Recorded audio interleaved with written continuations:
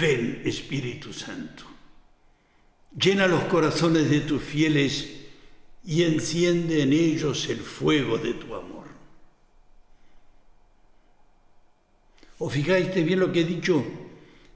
Al Espíritu le pedimos que encienda en nosotros el fuego. El otro día, hablando de nuestras cosas de hombres, decíamos que toda persona tiene como un vacío dentro. Y después de una conversación, jugando las cartas, llegábamos a la conclusión de que lo que falta, lo que produce un vacío grande es cuando no hay bastante amor. Y resulta que el Espíritu de Dios que estamos pidiendo que nos ayude en estos días, pues es considerado el amor dentro de Dios, Trinidad. Es el amor del Padre al Hijo que es tan grande que engendra una nueva persona que es el Espíritu Santo y que es fuego. Y esto es algo que podemos comprobar. El amor es fuego, hermanos queridos. Y ese fuego a veces puede surgir en nuestro interior y cambia todo. ¿Sí? Ahora, cosa curiosa. También se nos dice en el Evangelio que el Espíritu de Dios es como el agua. Y esto es una de las particularidades que tiene Dios. Es capaz de unir cosas que son aparentemente imposibles de unir, como es el agua y el fuego. Pues Dios lo puede hacer. Pero no solamente eso. Porque claro, las palabras humanas no alcanzan a decir todo lo que se quisiera decir. Porque resulta que esa agua de la cual se habla aquí, a Jesús, que lo considera como algo esencial a la vida, y hablando con una mujer llamada la samaritana, le decía que dentro hay como una fuente y un surgir que es fuego. Al mismo tiempo que dice lo hermoso que es eso, en un momento dado a Jesús no le basta. Y entonces, ¿qué hace? Quiere transformar el agua en vino. Vaya. El agua es incolora, inodora, insípida, y el vino es todo lo contrario. Tiene su color, siempre miramos en una copa el color del vino. Incoloro, inodoro, no le falta el olor, hay que oler el vino antes de beberlo, dicen los técnicos en la materia. E insípido, ¿cómo que es insípido? Emborracha. Y ojalá nos llegue un poco la borrachera de Dios. Porque eso que nos falta dentro es la alegría que se compara a la borrachera. Resulta que curiosamente el primer discurso cristiano, que es el que dio San Pedro en el día de Pentecostés, empezó diciéndole a la gente: cuidado, no digáis lo que estáis, no penséis lo que estáis pensando, no estamos borrachos, sino que se ha dado eso de que el Espíritu de Dios ha sido derramado en nuestros corazones. Qué hermoso. Y es especialmente hermoso hoy porque queremos tratar, yo diría, el gran tema. ¿Y qué es el gran tema? El tema es Jesucristo. Pero antes de seguir debo pediros perdón porque me presento así.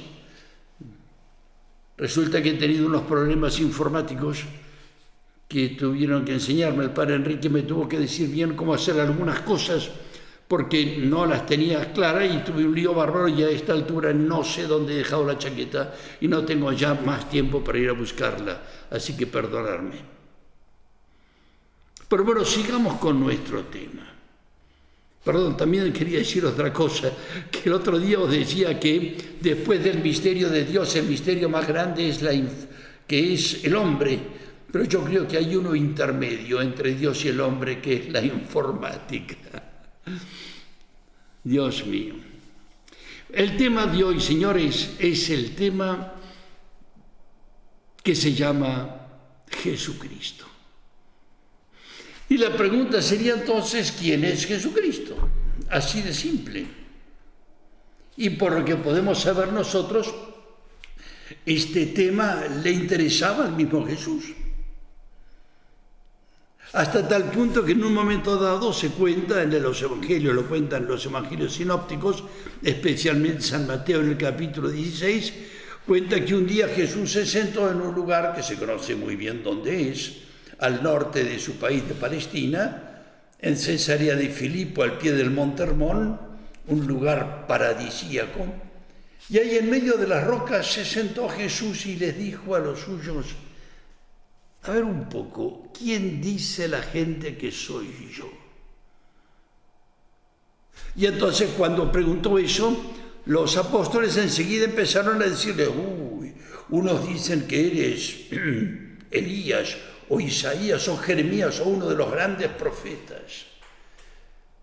Y cuando iba hablando así, en un momento dado Jesús los miró y dio una vuelta de rosca a la pregunta.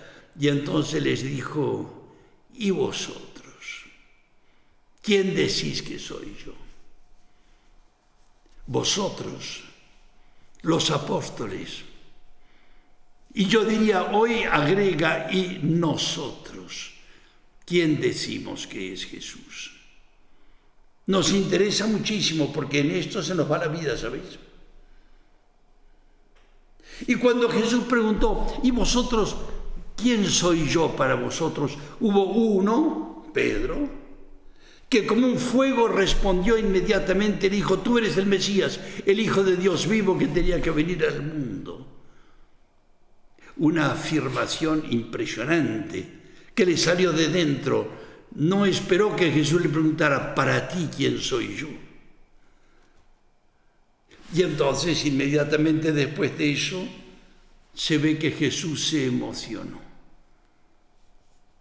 Se emocionó por lo que dijo Pedro, sí, pero no por lo que Pedro dijo de Jesús,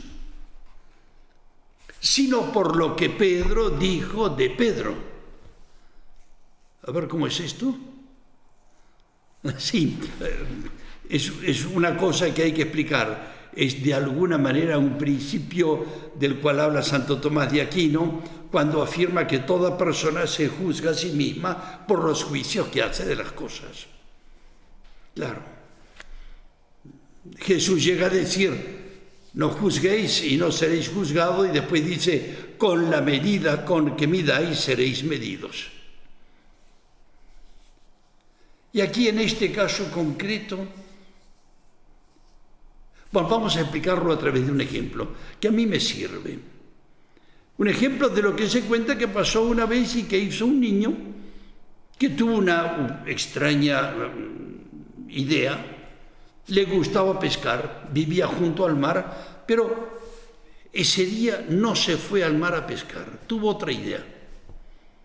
Y salió a la calle y se sentó en la acera de la calle, levantó una de las baldosas que hay de las aguas corrientes, y allí, ante la sorpresa de los transeúntes, pues tomó su caña muy sencilla, como era antes, con un hilo, un anzuelo, una carnada, un corchito que era un flotador y un hilo más largo, y ante la sorpresa de todos, ahí en medio de la calle se sentó tranquilamente y se puso a pescar con el anzuelo que había bajado por la abertura de la calle.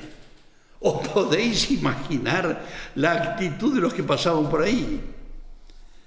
Y entonces, en un momento dado, como suele ser, pasó por esa calle, ese lugar, pasó un grupo de muchachos de esos que andan por la calle, que no saben qué hacer, que están buscando la ocasión para reírse de algo. Muy típico, se dedican a decir piropos a las chicas y a reírse de la gente que pasa. Y resulta que este niño estaba allí sentado desde hacía ya un buen rato, y cuando este grupo de muchachos lo vio, uno que le dio un codazo al otro y dijo: oye, tú que eres espabilado, ¿por qué no te vas a preguntarle al chaval ese que está haciendo cuántos ha pescado?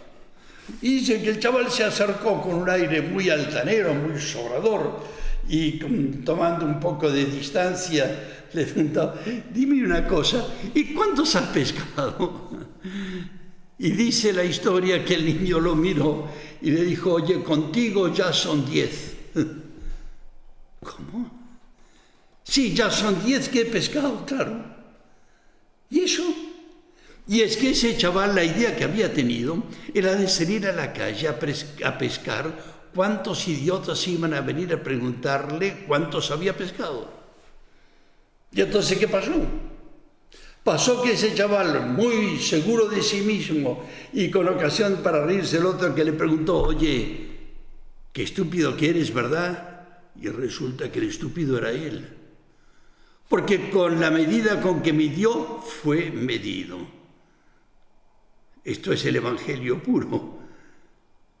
Porque resulta que efectivamente en esa pregunta podríamos incluir la pregunta de Jesús. Con la medida con que me midas, serás medido. Los que nos llamamos cristianos tenemos ese nombre porque creemos en Jesús. Ahora, eso sí, hay muchas maneras de creer en Jesús. Y aquí es donde es bueno en un día como hoy y en estos momentos de los ejercicios podamos detenernos a preguntarnos sobre este hombre único, que es Jesús. ¿Quién es Jesús? Se ve que a él le interesa mucho y quizá nos daremos cuenta que también a nosotros nos interesa mucho. Y esto tiene de particular lo que estamos haciendo en estos días y que es el momento de decirlo. Los ejercicios espirituales no los hacemos nosotros que venimos a hablaros aquí. Los ejercicios espirituales los hacéis vosotros. A nosotros nos toca darle como si fuera el botón de arranque para proponeros un tema y que lo sigáis pensando. Como cuando uno va a hacer gimnasia, hoy lo llaman, ¿cómo lo llaman hoy en día? El pilates, sí, pilates. Y se encuentra con alguien que es el entrenador o el ejercitador en este caso, y que le dice lo que tiene que hacer. Y bueno, pues lo que yo tengo que hacer es preguntarte quién es Jesús. Este es el tema de hoy. O mejor, preguntarle a Él, Señor, ¿quién eres tú? Y entonces, claro, inmediatamente debo decir que esta es la pregunta y por lo tanto no tengo mucho más que decir. Porque el trabajo es vuestro. El ejercicio espiritual lo hacéis vosotros. El poneros a reflexionar, a pensar, a preguntaros sobre grandes cosas de la vida, pues esos son los ejercicios espirituales. Y hoy justamente aquí en la Casa Cristo Rey, que somos una pequeña comunidad, nos encontramos con que recibimos una carta, un email de un hermano nuestro africano que estaba sorprendido de que también en África está llegando con un cuidado muy grande el tema de que toda la gente que pueda pues debe encerrarse en sus casas.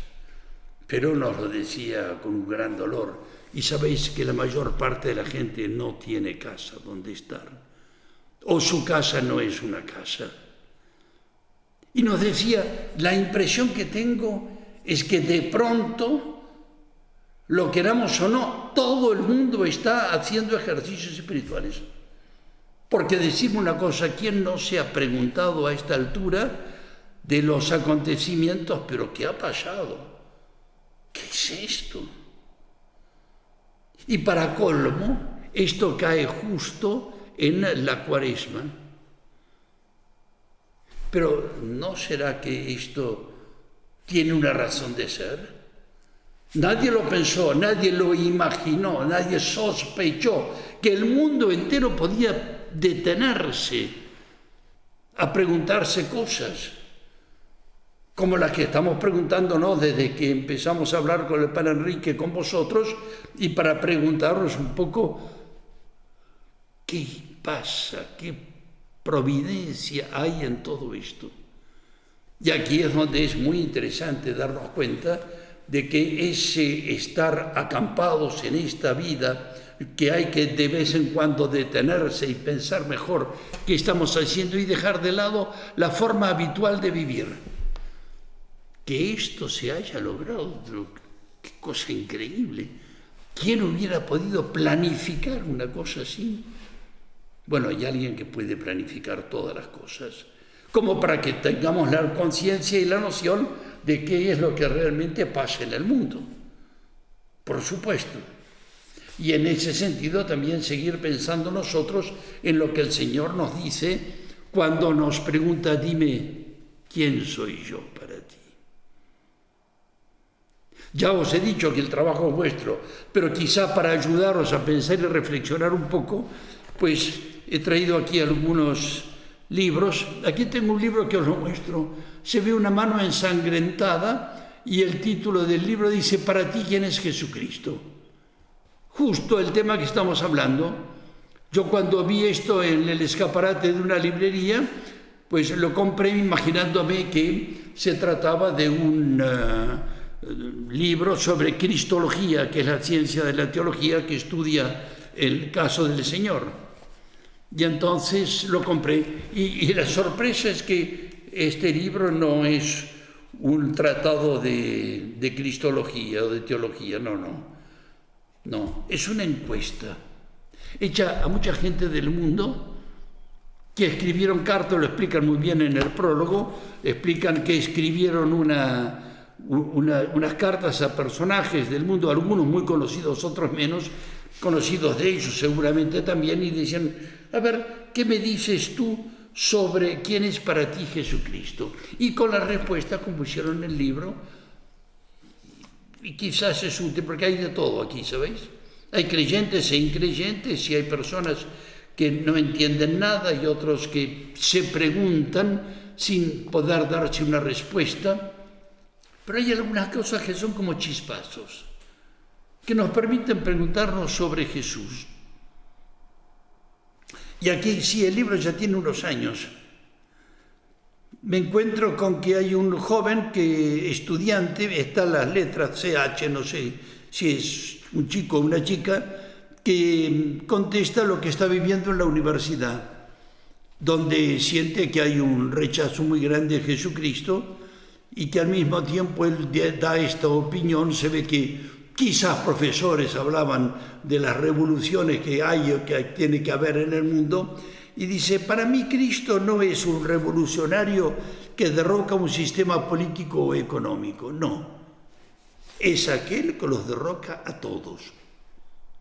Vaya, Jesús es aquel que derroca a todos los revolucionarios de todos los tiempos. Como decía un autor, Jesús estaba en contra de la situación vigente de su tiempo, pero al mismo tiempo estaba contra los que se oponían a esa situación vigente. Un poco parecido a lo que dice el dicho, que frente a la pregunta no digo ni sí ni no, sino todo lo contrario. Y esto significa que hay un misterio en torno a esta figura de Jesucristo.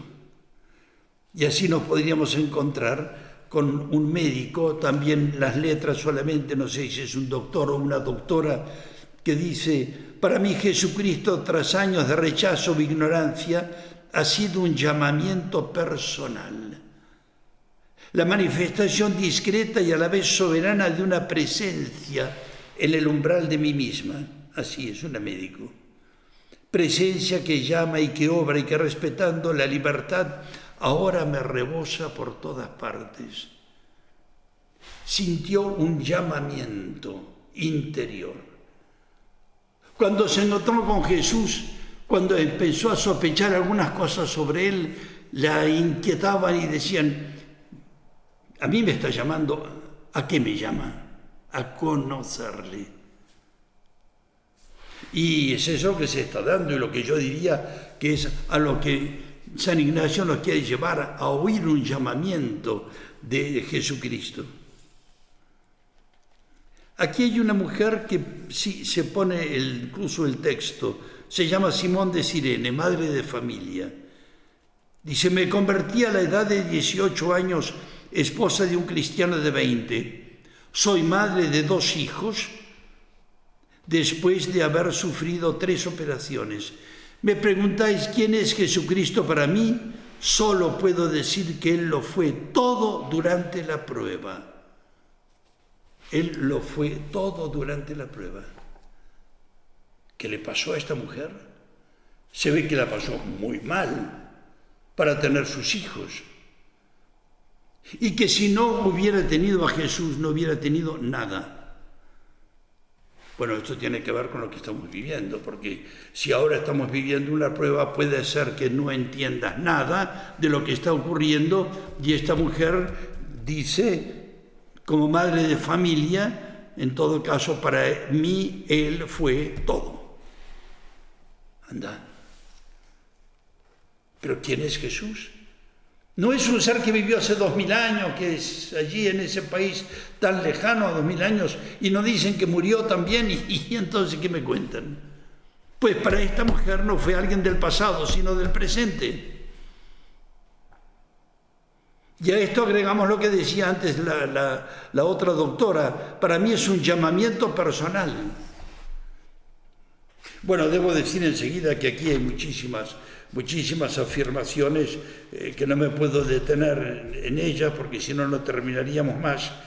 Pero quizás todavía alguna cosa puedo leeros como para llegar a entender algo. Aquí está Georges Casali, profesor de la Facultad Libre de Teología Protestante de París, que dice unas palabras que son interesantes de pensar. Y dice lo siguiente: mi alegría y mi razón de ser en la vida consiste en la certeza de que la presencia de Jesús en la historia ha hecho oscilar el mundo de un ser que iba a la muerte a la esperanza de la justicia y la reconciliación. Este hombre tenía una sensación negativa sobre Jesús, no sobre Jesucristo, sino también sobre lo que pasa en el mundo. Aquello de que, ¿dónde vamos a parar? No sé dónde vamos, pero vamos derechos. Lo piensan mucho. Y sigue diciendo lo siguiente. Claro, ahora es un profesor de teología protestante de París, un cristiano, y dice: y en unión con cuantos acogen la Navidad como el nuevo nacimiento de la humanidad, qué hermoso, la Navidad, nuevo nacimiento de la humanidad, trabajamos y construimos, esperamos el futuro del hombre, seguros de que la última palabra de la historia pertenece no a la muerte, sino a la vida. Oh, Dios mío, ¿de quién se pueden decir cosas semejantes? Jesucristo es aquel gracias al cual la última palabra de la historia, señores, no es muerte, es vida. De nadie que yo sepa se ha dicho algo semejante. Bueno, pues para ti, ¿quién es Jesús? ¿Quién es Jesús? Termino con una afirmación de un cineasta, porque aquí hay gente de todo tipo que contesta. Un tal Clouseau, yo me acuerdo cuando yo era joven, una película que se llama El salario del miedo, sobre un camión de nitroglicerina que andaba por las montañas, y una película que se llamaba de terror. Y este hombre dice lo siguiente, se ve que creía en él y dice: sin Cristo Dios tendría para mí dos rostros imposibles de aunar. Un rostro resplandeciente que se lee en la grandeza y hermosura del mundo y que organiza el átomo como el cosmos completo, y también el rostro nocturno y tenebroso del mal que descubre el sufrimiento. Pero en Jesús lo entiendo todo. Lo entiendo